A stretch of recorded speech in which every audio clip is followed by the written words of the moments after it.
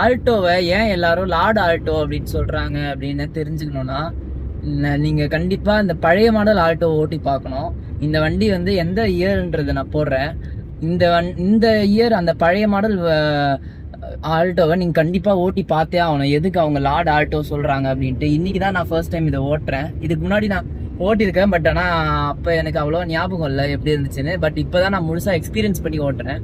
இந்த வண்டி இருக்கு பாருங்க, இது ரொம்ப வருஷம் ஆச்சு இந்த வண்டி இவங்க வாங்கி. ஆக்சுவலாக இந்த வண்டியோட இன்ஜின் சைஸும் ரொம்பவே சின்னது, 800cc தான் இந்த இன்ஜினோட சைஸு.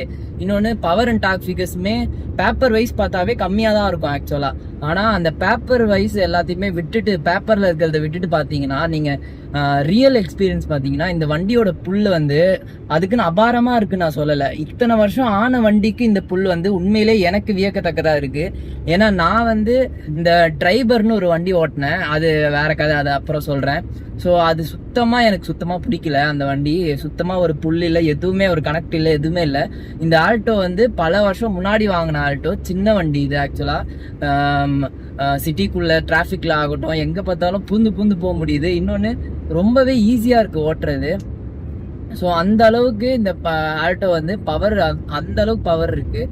இன்னொன்று நம்ம ஆல்டோ அந்த பழைய மாடல் கார்ஸ் எல்லாமே நீங்கள் பார்த்தீங்கன்னா அந்த கியர் ஸ்டிக் ஸ்டார்ட் ஆகும்போது அப்படியே ஆடிட்டே ஸ்டார்ட் ஆகும். ஸோ அதெல்லாம் வந்து இந்த வண்டியில் அப்படியே இருக்குது. இன்னொன்று வைப்ரேஷன் பார்த்தீங்கன்னா, இந்த வண்டி வாங்கி பல வருஷம் ஆகுதுன்னு சொன்ன மாதிரி வைப்ரேஷன் வந்து நம்ம ஸ்டார்ட் பண்ணி அந்த கொஞ்ச நேரம் இருக்கே தவிர ரன்னிங்கில் சுத்தமாக ஒரு துளி கூட வைப்ரேஷன் இந்த வண்டியில் சுத்தமாக இல்லை. ஸோ அந்த அளவுக்கு இந்த வண்டி ஏன் மாருதி சுசுக்கியோட அந்த இன்ஜின் வந்து ரிலையபிளாக இருக்குது அப்படின்னு கேட்குறவங்களுக்கு இதுதான் ஒரு சாம்பிள்.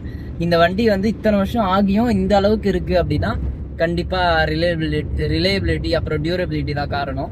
ஸோ உங்களுக்கு ஆல்டோ பிடிக்கும் அப்படின்னா கீழே கமெண்ட்ஸில் சொல்லுங்கள். இன்னொன்று நீங்கள் உங்கள் வீட்டில் வாங்கின ஃபர்ஸ்ட் கார் எது அப்படின்றதையும் மறக்காமல் கமெண்ட்ஸில் சொல்லிட்டு போங்க. அடுத்த வீடியோவில் பார்ப்போம்.